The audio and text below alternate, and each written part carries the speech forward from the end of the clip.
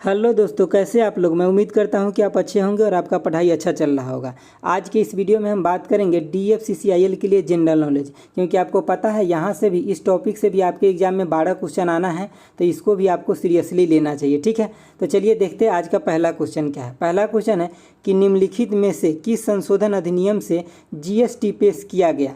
तो ये संविधान के 101वां संविधान संशोधन के द्वारा GST को पेश किया गया। ठीक है, और इसको GST को लागू कब किया गया था, तो ये भी आपको याद रखना है कि 1 जुलाई 2017 को GST को लागू किया गया। ठीक है, ये जो था 101 के ये क्या था, संविधान संशोधन था। यहाँ पे देख लीजिए, संविधान संशोधन है, ये विधेयक नहीं है। अगर आपसे विधेयक पूछ दे, संशोधन का मतलब होता है एक्ट, ये 101 क्या है तो एक्ट है। ठीक है, अगर आपसे बिल पूछ दे, बिल ये कौन सा बिल था, यानी कि विधेयक, तो ये था आपका 122वां विधेयक था। तो ये दोनों में आपको अगर डिफरेंट पता है कि नहीं, अगर डिफरेंट नहीं पता है तो मैं थोड़ा सा बोल देता हूँ, आप सुन लीजिए। देखिए, जैसे कि विधेयक क्या मतलब बिल क्या होता है, जो विधेयक होता है ये कि संसद में जो चीज़ें पेश किया जाता है वो क्या होता है कि बिल विधेयक होता है। जब ये संसद से पास हो जाता है और उस पर राष्ट्रपति का साइन हो जाता है तब वो एक्ट बन जाता है। ठीक है, तो इन दोनों में थोड़ा डिफरेंट है, इन चीज़ों को आपको याद रखना है। ठीक है, आप यहाँ पे 102 देख रहे हैं, इसको भी थोड़ा याद रख लीजिए क्योंकि ये भी इंपॉर्टेंट है। अभी ये चारों के चारों लेटेस्ट संविधान संशोधन है, तो आपको कोई भी एक पूछा जा सकता है, इसीलिए मैं 2 के बारे में थोड़ा बोलता हूँ, आप सुन लीजिए। देखिए 2 क्या है, यह राष्ट्रीय पिछड़ा वर्ग आयोग को संवैधानिक दर्जा प्रदान करता है। 2 में क्या है कि संवैधानिक दर्जा प्रदान करता है, किसको, तो राष्ट्रीय पिछड़ा वर्ग आयोग को संवैधानिक दर्जा, संवैधानिक दर्जा प्रदान करता है। ठीक है, उसी तरह से अगर मैं 103वां संविधान संशोधन की अगर बात करूं, मतलब एक्ट का, तो इसमें क्या है कि EWS यानी कि इकोनॉमिकल वीकर सेक्शन को 10% आरक्षण दिया गया है।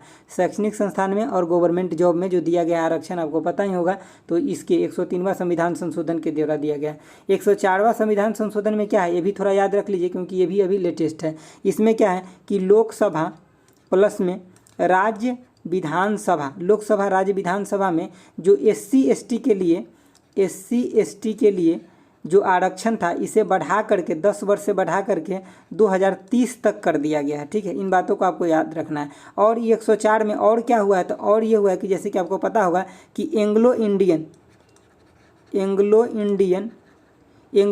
के लिए जो लोकसभा में 2 सीट होता था, मैं थोड़ा सा इधर करके लिख देता हूँ। देखिए, एंग्लो इंडियन के लिए 104वें संविधान संशोधन के द्वारा ही किया गया है कि एंग्लो इंडियन के लिए लोकसभा में क्या होता था कि 2 सीट होता था और विधानसभा में होता था 1 सीट। तो इसको क्या किया गया है, तो समाप्त कर दिया गया है। ठीक है, तो आपको यहाँ से चारों चीज़ें याद रखना जो मैं चारों बताया हूँ। 101वां क्या है, तो GST से रिलेटेड। 102 किससे है, तो संवैधानिक दर्जा मिला है, किसको, तो राष्ट्रीय पिछड़ा वर्ग को। ठीक है, 103 क्या है, तो 103 आपको EWS यानी कि इकोनॉमिकल वीकर सेक्शन को 10% आरक्षण मिला है। ठीक है, और 104वां क्या है, तो जो 104 है उसमें है कि लोकसभा और राज्य विधानसभा में जो SC ST का सीट था, उसको जो मतलब आरक्षण था, उस आरक्षण को क्या कर दिया गया, मतलब एक्सटेंड कर दिया गया, बढ़ा दिया गया है। मतलब 10 साल के लिए पहले था, तो अब 2030 तक कर दिया गया। और 104 में ही जो लोकसभा के अंदर 2 सीट होता था एंग्लो इंडियन का, और विधानसभा के अंदर 1 सीट होता था, उसको खत्म कर दिया गया। ठीक है, तो चलिए देखते हैं अब नेक्स्ट क्वेश्चन। देखिए, नेक्स्ट क्वेश्चन आपका है कि 2022 में AFC महिला एशियाई कप की मेजबानी कौन सा देश करेगा। इसका मतलब है, इसका फुल फॉर्म है कि एशियन फुटबॉल कॉन्फेडरेशन। ठीक है, फुटबॉल कॉन्फेडरेशन। इसका आयोजन कहाँ होगा 2022 में, तो भारत में होगा। इन चीज़ों को आपको याद रखना है, भारत में होगा, इसीलिए ये ज़्यादा इंपॉर्टेंट बन जाता है। चलिए देखते हैं नेक्स्ट क्वेश्चन। देखिए, नेक्स्ट क्वेश्चन कह रहा है कि किस पनडुब्बी को वर्ष 2021 के अंत तक सेवा मुक्त कर दिया जाएगा। तो ये सेवा मुक्त किसको कर दिया जाएगा, तो INS सिंधु ध्वज को सेवा मुक्त कर दिया जाएगा 2021 तक। ये नौसेना में, भारतीय नौसेना में कब कमीशन किया गया था, यानी कि कब लाया गया था, तो ये लाया गया था 12 जून 1987 को भारतीय नौसेना में इसको कमीशन किया गया था, यानी कि लाया गया था। अब इनको रिप्लेस किया जा रहा है, अब इसको हटाया जा रहा है, इसके जगह पे नए आएंगे। ठीक है, चलिए देखते हैं नेक्स्ट क्वेश्चन। नेक्स्ट है आपका कि लक्ष्मी प्रिया महापात्रा का निधन हो गया। वह निम्नलिखित में से किससे यानी कि किस नृत्य शैली से संबंधित है। तो मतलब इनका जो निधन हो गया है किस नृत्य शैली से संबंधित है, तो ये ओडिशा नृत्य शैली से संबंधित है। ठीक है, तो आपको ये चीज़ें याद रखना है। देखिए नृत्य शैली से 2-3 नाम है जो आपको हमेशा देखने को एग्जाम में मिलता है, आप थोड़ा इसको देख लीजिए। जैसे कि कथकली, कथकली का परफॉर्मेंस किसके द्वारा किया जाता है, तो काला मंडल, काला मंडल। ठीक है, आपको इतना ही याद रखना है। हालांकि इसका पूरा नाम है इनका कि काला मंडल पद्मनाभर नायर। ठीक है, लेकिन आप इतना आप याद रखिए तो आपका हो जाएगा। और कथक का जो मतलब जो सबसे बेस्ट परफॉर्मर है वो कौन है, तो पंडित बिरजू महाराज का नाम आप सुने होइएगा। ठीक है, तो पंडित बिरजू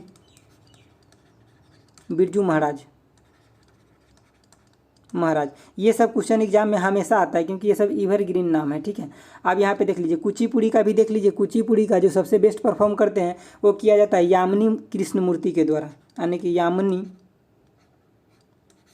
यामिनी कृष्णमूर्ति के द्वारा सबसे अच्छा परफॉर्म किया जाता है। तो यहाँ से आपको ये चारों चीज़ों को याद रखना है। चलिए देखते हैं नेक्स्ट क्वेश्चन।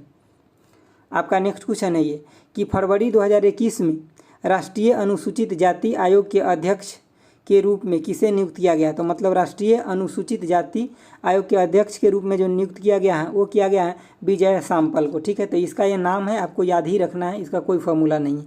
तो विजय सांपल को नियुक्त किया गया है। देखिए नेक्स्ट क्वेश्चन है आपका कि प्रसिद्ध मोरक्को यात्री इब्न बतूता इनमें से किसके शासनकाल में मतलब किसके समय में दिल्ली आए थे। तो पहली बात क्या है कि इब्न बतूता जो आप नाम देख रहे हैं, तो ये भी क्वेश्चन में पूछा जाता है कि ये कहाँ के यात्री थे। तो इब्न बतूता जो थे ये मोरक्को के यात्री थे। ठीक है, और ये किसके शासनकाल में आए थे, तो मोहम्मद बिन तुगलक के शासनकाल में आए थे। ये भी आपको याद रखना है, दोनों के दोनों। अब जब ये यात्री आए थे यहाँ इंडिया में, तो ये बुक लिखे थे, उस बुक का नाम क्या है, तो रेहला। कहीं रेहला मिलेगा, कहीं रिहला मिल जाएगा। तो आपको जो भी नाम मिलेगा दोनों में से वो भी सही हो जाएगा। और इस बुक में किस बात की चर्चा किए हैं ये भी एक बार परीक्षा में पूछा जा चुका है। तो इस बुक में, रेहला नामक बुक में इब्न बतूता क्या लिखे हैं कि उन्होंने जितने भी देशों का भ्रमण किए हैं, जहाँ जहाँ घूमे हैं, तो ये अपने यात्रा वृत्तांत को मतलब यात्रा के दौरान उन्होंने क्या देखे, क्या ऑब्जर्व किए, उस सभी बातों को इसी रेहला बुक में लिखे हुए हैं। ठीक है, चलिए देखते हैं नेक्स्ट क्वेश्चन। नेक्स्ट क्वेश्चन है आपका कि किस झील के बीच, मतलब यहाँ पे थोड़ा इंग्लिश में हिंदी में दोनों में हो गया टाइपिंग। ठीक है, इसको देख लीजिएगा। किस झील के बीच राजगीर में भगवान बुद्ध की प्रतिमा है। तो ये है घोरा कटोरा झील। घोरा कटोरा झील है, ये राजगीर में है, नालंदा जिला के राजगीर में है घोरा कटोरा झील। ठीक है, यहीं पे भगवान मतलब बुद्ध का मतलब प्रतिमा है। ठीक है, इसका उद्घाटन बिहार के मतलब मुख्यमंत्री नीतीश कुमार के द्वारा अनावरण किया गया था। कब, तो 2018 में इसका अनावरण किया गया। और ये जो घोरा कटोरा झील जो है, मतलब घोरा कटोरा जो झील है यहाँ पे, जैसे कि मान लीजिए तो ये घोरा कटोरा झील 5 पहाड़ों से घिरा हुआ है। ठीक है, 5 पहाड़ों से, 5 प्राकृतिक पहाड़ों से घिरा हुआ है झील। ठीक है, और यहीं पे भगवान बुद्ध के प्रतिमा है, इसी झील के अंदर बनाया गया, जो नीतीश कुमार के द्वारा इसका अनावरण किया गया था।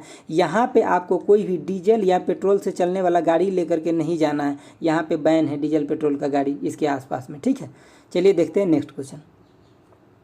नेक्स्ट क्वेश्चन है कि लेबनान की राजधानी कहाँ है। तो लेबनान की राजधानी है बेरूत। दोस्तों आपको राजधानी और करेंसी, इससे आपको ये क्वेश्चन एग्जाम में देखने को मिलेगा। इसीलिए आप 1-2 बार इन चीज़ों को अगर पूरा याद नहीं होता है तो कोई बात नहीं, लेकिन आप रीडिंग करके 4-5 बार 10 बार जरूर एग्जाम में जाइएगा। क्योंकि आप रीडिंग भी किए रहिएगा ना, तो आपको ऑप्शन मिलेगा, तो वहाँ आप छाट पाइएगा अच्छे से। अगर 3-4 बार नहीं पढ़े रहिएगा तो आपको तो एक तो याद नहीं रहेगा, ये बात तो सही है, क्योंकि इतने ज़्यादा कैपिटल करेंसी को याद नहीं कर सकता। लेकिन कम से कम अपना जो नेबर कंट्री है, जो आसपास का देश है, जिसे अपना रिश्ते अच्छा रहता है, उसका याद रखना है। ठीक है, और उसके बाद आपको सबको 3-4 बार पढ़ लेना है, ताकि आपको एग्जाम में आए तो आप ऑप्शन को छांट पाइएगा, ऑप्शन छांट के आप सही उत्तर लगा पाइएगा। ठीक है, चलिए देखते हैं नेक्स्ट क्वेश्चन।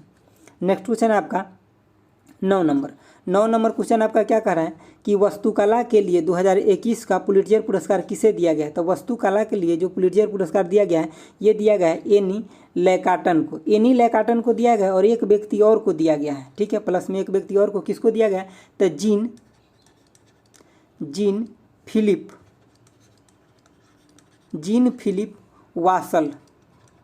वासल को दिया गया है। इस दोनों व्यक्ति को दिया गया है। और ये दोनों व्यक्ति है कहाँ के, ये दोनों के दोनों, तो दोनों है फ्रेंच के किस फील्ड से रिलेटेड है, तो आर्किटेक्ट से रिलेटेड है।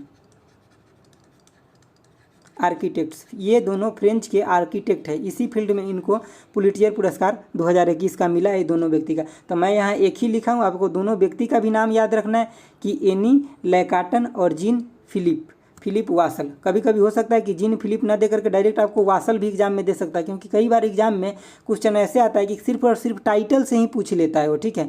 तो आपको ये दोनों और याद रखना है किस फील्ड में मिला है, तो आर्किटेक्ट के फील्ड में। और कहाँ के आर्किटेक्टर है ये लोग, तो फ्रेंच के हैं। चलिए देखते हैं नेक्स्ट क्वेश्चन।